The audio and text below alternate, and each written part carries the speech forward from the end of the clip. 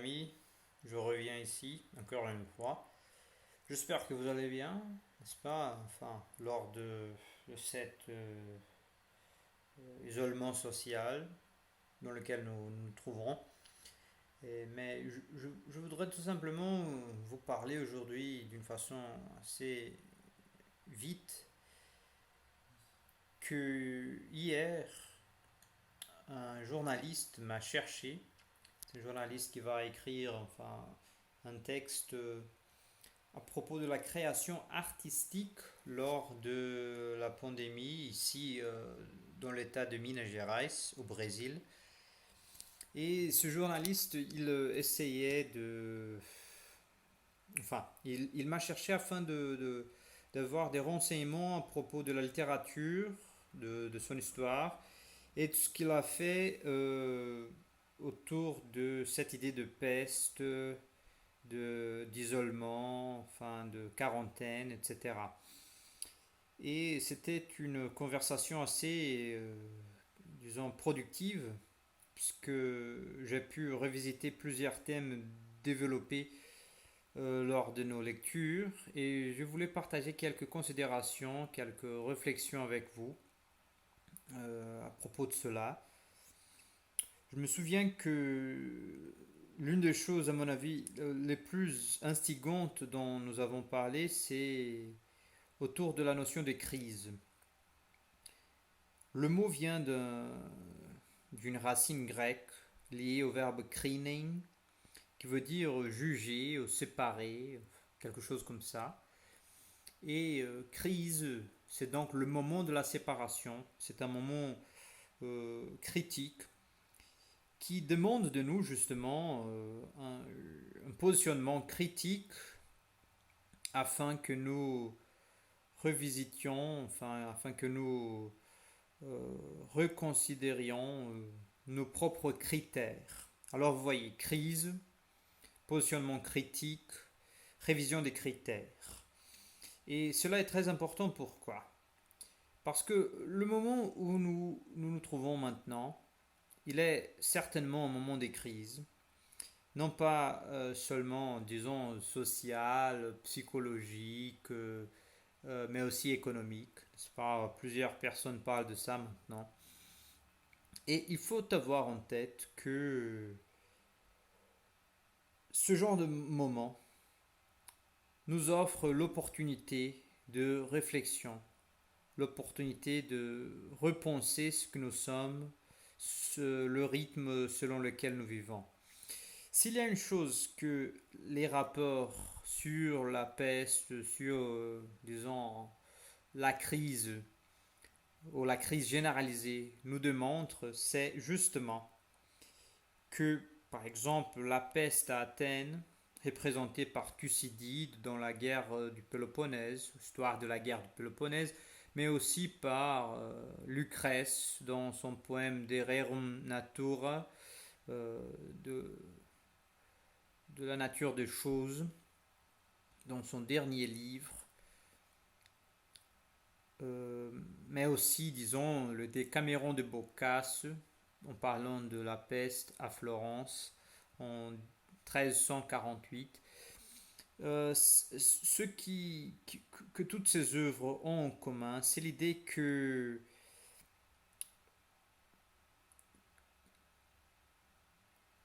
la crise, elle advient à un moment où l'être humain a cessé en quelque sorte de se laisser guider par certaines valeurs et a commencé à franchir quelques limites.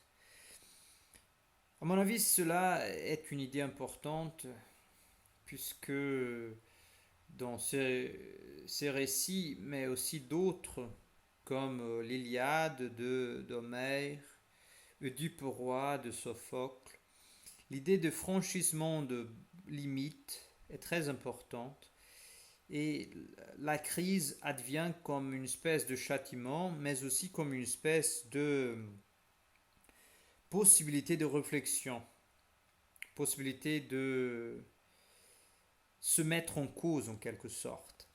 Et à mon avis, si nous faisons face à la crise D'un point de vue personnel, certainement, parce que cela ne concerne pas les, ce qui est du rapport des gouvernements, des institutions, disons internationales et tout, mais du point de vue personnel, pour ceux qui sont mêlés d'une crise comme celle-là. Si nous y pensons, l'opportunité suscitée par une crise comme telle peut être, disons, assez riche, c'est pas, puisque c'est comme si nous vivions une espèce de suspension du temps, une suspension de l'espace. Et c'est dans ce but que j'ai lu un petit texte de Maurice Blanchot qui s'intitule La mort du dernier écrivain,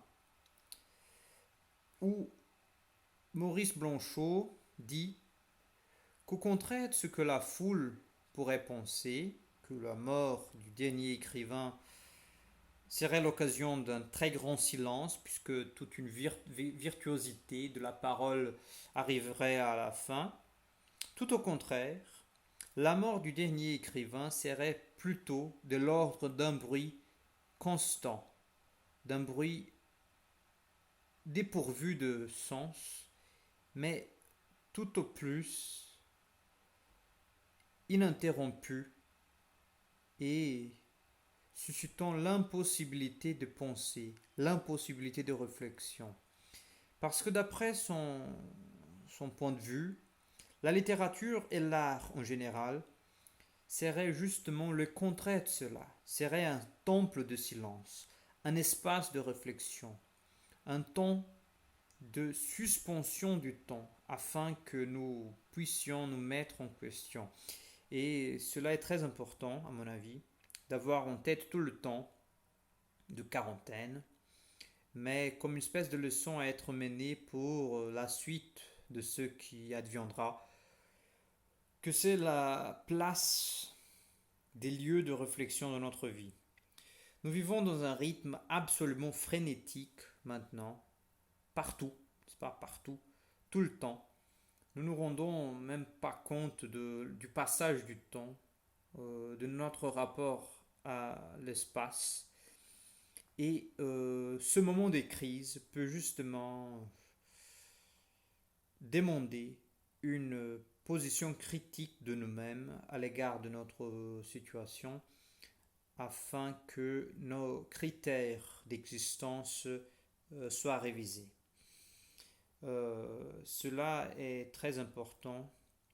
Tous ces récits, en quelque sorte, font penser à cela. Je n'ai pas mentionné La peste de Camus ou le journal de l'année de la peste de Daniel Defoe, mais je parlais de tous ces livres à ce journaliste et nos discussions ont été assez productives justement parce que euh, à mon avis, il ne faut pas perdre l'autocontrôle, notre capacité de souci de soi dans ce moment. Et donc, en gardant l'attention à notre corps, l'attention à notre pensée, c'est possible de profiter tant que, enfin, cela nous est donné, de l'occasion pour lire, pour grandir, pour pratiquer de sport, n'est-ce pas, pour prendre contact avec nos anciens camarades, avec nos amis, de se tourner sur soi et de grandir. C'est ça que j'ai parlé avec ce journaliste. À la fin de l'entrevue, il m'a demandé sur les œuvres de la littérature brésilienne qui développent des sujets pareils. J'ai pensé à l'aliéniste de Machado d'Assis, mais aussi à, par exemple, l'incident d'Antares et encore, je sais pas, d'autres textes d'Aloísio d'Azevedo, mais aussi d'Alvarez d'Azevedo, qu'à partir de la maladie pense la santé. Et cette idée des crises, elle s'applique très bien à cette métaphore de la maladie, justement parce que nous, normalement, ne nous rendons pas compte de la santé, mais une fois tombé malade, la santé nous manque. Et c'est justement cela. Les périodes de crise nous font penser à ce que nous étions avant. Et si l'on pense que les niveaux de pollution, les niveaux de, je sais pas, rythme frénétique de vie commencent à changer et changent même radicalement pendant cette période, c'est peut-être possible de penser à des alternatives pendant ce moment. C'est dur, c'est un moment critique, compliqué, mais à mon avis, pas totalement désespéré. Il faut regarder les sorties, les possibilités suscitées par ce moment. Et enfin, mon rôle ici comme professeur de langue, mais aussi comme professeur de littérature, c'est de suggérer ce genre d'idées, quelquefois possiblement jugées utopiques, disons, euh, mais à mon avis valables tout de même, et enfin, pourquoi pas, applicables dans nos vies personnelles. Merci d'être là, je vous laisse un gros bisou et à bientôt, hein. Vous me manquez.